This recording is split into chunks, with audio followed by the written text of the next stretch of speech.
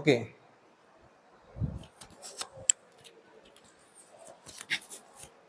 Okay good morning students.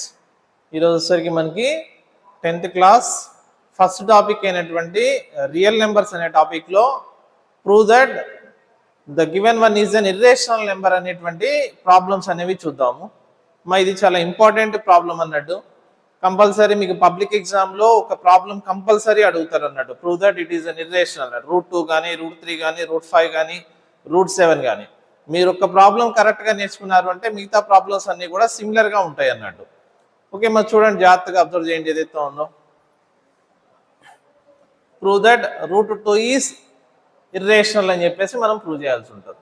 మరి దానికోసం మనం ఫస్ట్ ఆఫ్ ఆల్ ఏం చేద్దాం అంటే ఏదైతే ఉందో ఇది మనం by using contradiction method. Contradiction method అంటే ఏంటి? ఏదైతే ఉందో మనం ఏదైతే ప్రూవ్ చేయాలో అది కాదు అంటే దానికి ఆపోజిట్, అంటే మనం ఇప్పుడు ఏం ప్రూవ్ చేయాలి? ఇర్రేషనల్ అని చెప్పేసి ప్రూవ్ చేయాలి. దానికి ఏదైతే ఉందో కాంట్రడిక్షన్ మెథడ్లో మనం చేస్తున్నాం కాబట్టి ఇర్రేషనల్ కి ఆపోజిట్ ఏంటి? రేషనల్ అనమాట. ఇర్రేషనల్ కి ఆపోజిట్ రేషనల్ అన్నట్టు. అంటే ఇర్రేషనల్ కానటువంటి అన్ని కూడా రేషనల్ అవుతాయి. అంటే ఏదైతే ఉందో ఇప్పుడు మనం ప్రూవ్ చేయాల్సింది ఇర్రేషనల్ కాబట్టి ఇర్రేషనల్ కానిది రేషనల్ అని చెప్పేసి మనం తీసుకుంటాం అనమాట. అంటే now we prove this problem. అంటే ఫస్ట్ స్టెప్ వచ్చేసరికి ఏం రాస్తాము? Now we prove this problem by using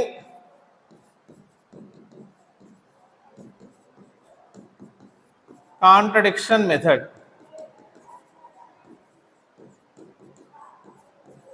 ఈ కాంట్రడిక్షన్ మెథడ్ లో మనం ప్రూవ్ చేస్తున్నాం అనమాట. ఈ కాంట్రడిక్షన్ మెథడ్ ఏం చెప్తుంది? ఏదైతే ఉందో మనం కరెక్ట్ గా ఏదైతే ఉందో రూట్ 2 ఇర్రేషనల్ అని చెప్పేసి ప్రూవ్ చేయాలి. దానికి ఎగనిస్ట్ అనమాట, అంటే దానికి ఆపోజిట్ అంటే ఏదైతే ఉందో రేషనల్ అన్నట్టు. అంటే నువ్వు ఏదైతే ఉందో ఇప్పుడు మనం ఎజ్యూమ్ చేసుకుందాం, దీనికి ఆపోజిట్ దాన్ని మనం ఎజ్యూమ్ చేసుకుందాం. Assume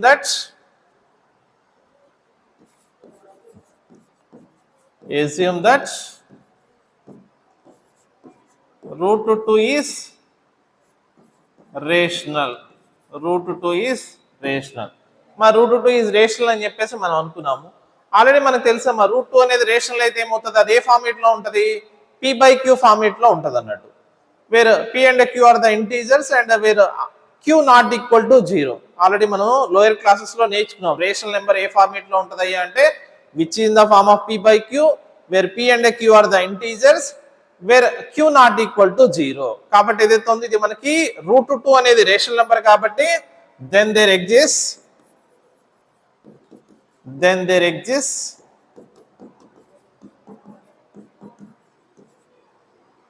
two integers,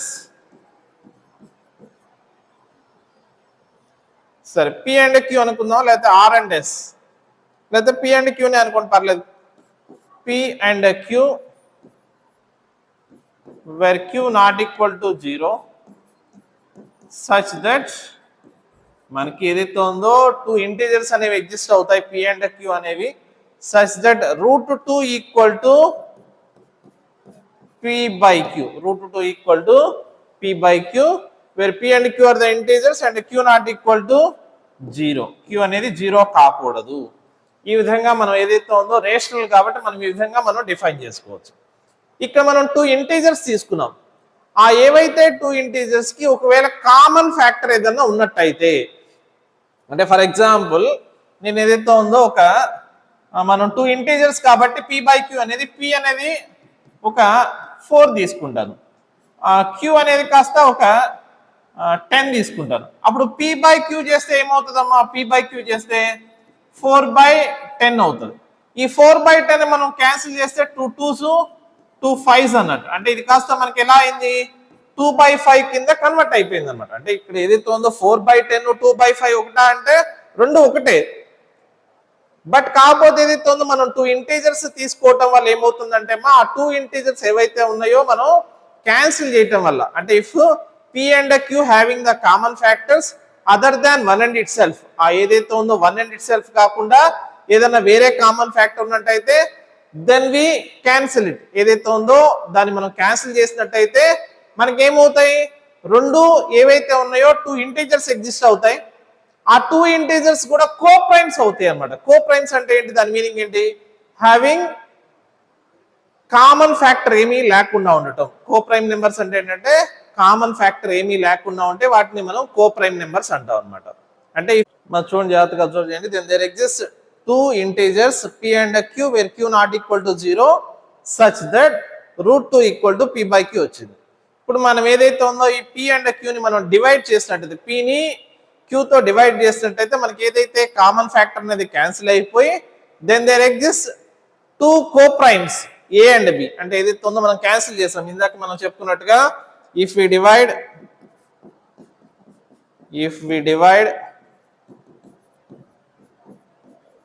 p by q, then there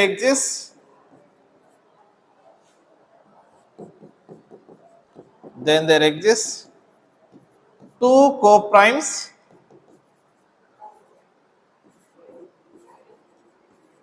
a and b such that √2 equal to a by b. మా జాగ్రత్తగా అబ్జర్వ్ చేయండి, మనకి ఏదైతే ఉందో √2 equal to a by b వరకు మనం వచ్చాం అనమాట. √2 equal to a by b, where a and b are the coprime numbers అన్నట్టు. ఇప్పుడు దాన్ని ఏం చేద్దాం, క్రాస్ మల్టిప్లై చేసినట్టయితే ఏమవుతుంది, √2 into b equal to a అన్నట్టు. తర్వాత స్క్వేరింగ్ ఆన్ బోత్ సైడ్స్ చేస్తే,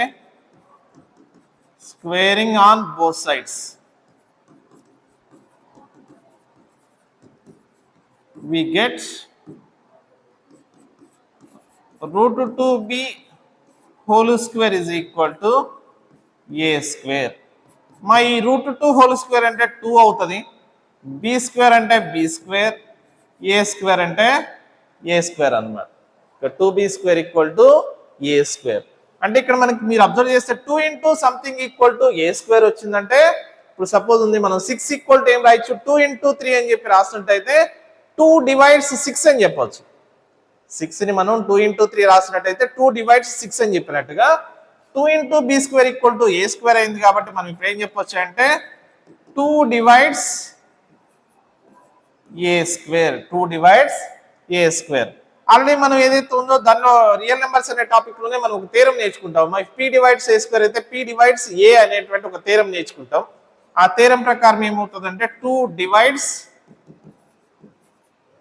a అన్నట్టు, 2 డివైడ్స్ a. మా 2 డివైడ్స్ a అయితే ఏదైతే ఉందో if there exist an integer c such that a equal to 2c అవుతుంది అన్నట్టు. Then there exist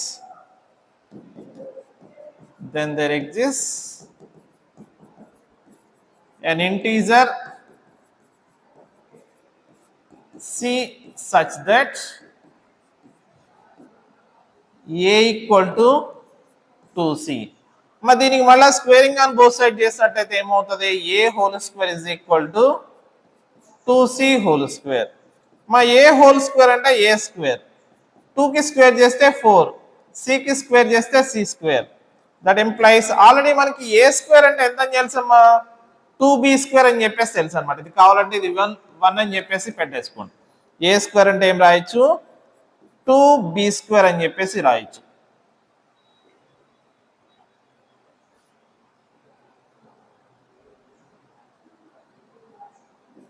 b square equal to 4c square. That employees మా ఇక్కడ 2 అనేది క్యాన్సిల్ అయిపోతే 2 1s 2 2s అంటే b square is equal to 2c square అన్నట్టు. b square equal to 2c square. మనకి ఈ విధంగా వచ్చిందంటే సపోజ్ ఇందాక చెప్పుకున్నాం 6 ఈక్వల్ టు 2 ఇంటూ 3 అయితే 2 డివైడ్స్ 6 అయినట్టుగా ఇక్కడ 2 డివైడ్స్ b స్క్వేర్ అవుతుంది. 2 డివైడ్స్ b స్క్వేర్. మా 2 డివైడ్స్ b స్క్వేర్ అయితే ఏమవుతుంది, 2 డివైడ్స్ b అన్నట్టు. మనకి ఏదైతే ఉందో మనం ఆల్రెడీ థీరం చెప్పుకున్నాం, if p divides a square then p divides a అన్నట్టు. మరి ఇక్కడ మీరు అబ్జర్వ్ చేయండి, ఇదేమన్నా a అనేటువంటి స్టేట్మెంట్, ఇదేమన్నా b అనేటువంటి స్టేట్మెంట్, లేదా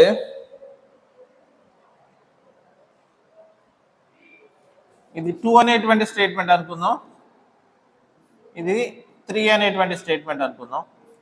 మా 2ని 3ని కంబైన్ చేస్తే 2 divides a and 2 divides b. అంటే కంబైనింగ్ 2 and 3, కంబైనింగ్ 2 and 3, 2ని 3ని కంబైన్ చేస్తే 2 divides both A and B. 2 divides both A and B. 2 divides A and 2 divides B. రెండింటిని కంబైన్ చేస్తే 2 divides A and B. మరి ఇక్కడ మీరు observe చేస్తే ఏదైతే ఉందో A and B అనేవి ఏంటి, కోప్రైమ్స్ అన్నమాట. కోప్రైమ్స్ అంటే ఎలాంటి కామన్ ఫ్యాక్టర్ ఉండదు. బట్ ఇక్కడ మనకి ఏం దొరికింది, 2 అనేది ఏదైతే ఉందో ఏని బిని రెండింటిని కూడా డివైడ్ చేస్తుంది అని చెప్పేసి వచ్చింది అనమాట. 2 divides A and B. ఇది ఏదైతే ఉందో ఇట్ ఈస్ ఎ కాంట్రడిక్షన్ అనమాట.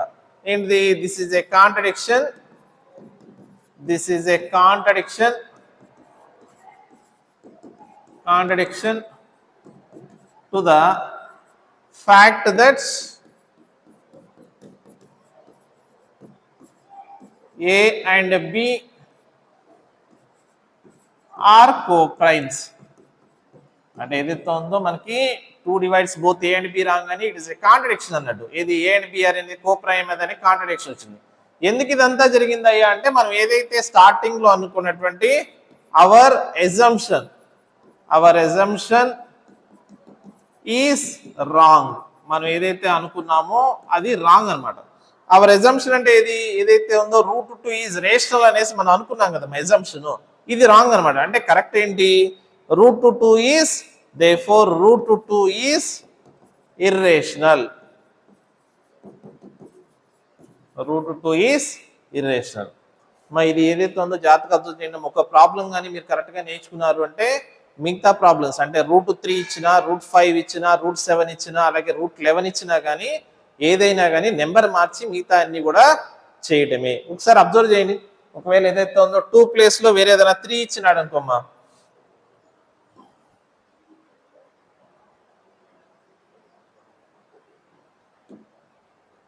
ఇక్కడ సపోజ్ 2 ప్లేస్లో మనకి 3 ఇచ్చాడని చెప్పేసి అనుకుందాం. అప్పుడు మనం కూడా ఏదైతే ఉందో ప్రాబ్లంలో 2 దగ్గర మనం 3 రాసుకుంటా వెళ్ళాల్సి ఉంటుంది.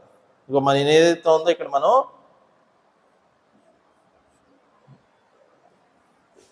నేను బాక్సెస్ వైట్ కలర్తో బాక్సెస్ ఏవైతే పెట్టానో అవన్నిటి ప్లేస్లో మనం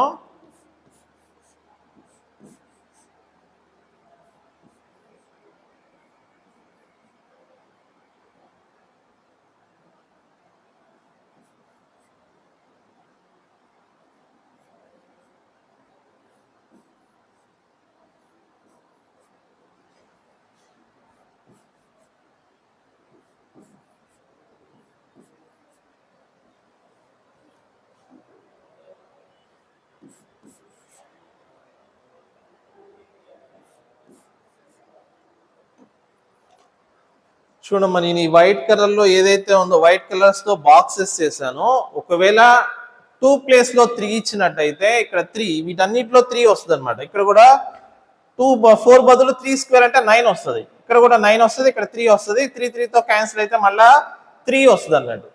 మా అర్థమవుతుంది అన్నట్టు. ఇక్కడ ఏదైతే ఉందో సేమ్ √2 అనేది 2 చేశాను.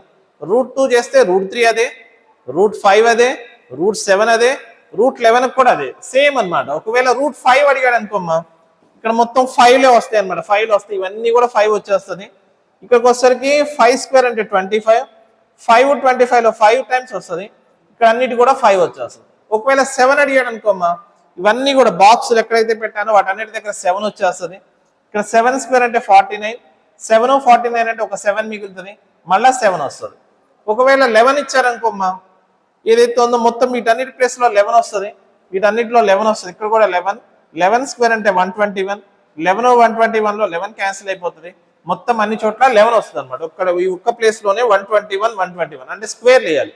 4 వచ్చిన దగ్గర స్క్వేర్ వేసుకోవాలి. మిగతా కూడా ప్రాబ్లం అంతా కూడా సేమ్ అన్నట్టు. ఓకే మా, ఒక ప్రాబ్లం మీరు కరెక్ట్గా నేర్చుకుంటే మిగతా అన్ని కూడా సిమిలర్గా ఉంటాయి. కొంచెం జాగ్రత్తగా అర్థం చేసుకోండమ్మా. ఏదైతే ఉంది చాలా ఇంపార్టెంట్ అన్నట్టు.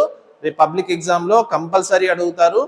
ఈ ఏవైతే స్టెప్స్ చెప్పానో ఆ స్టెప్స్ అన్ని కూడా కరెక్ట్గా అర్థం చేసుకొని సేమ్ ఇలాగే రాయడానికి ట్రై చేయండి. ఓకే మా, నోట్ చేసుకోండి.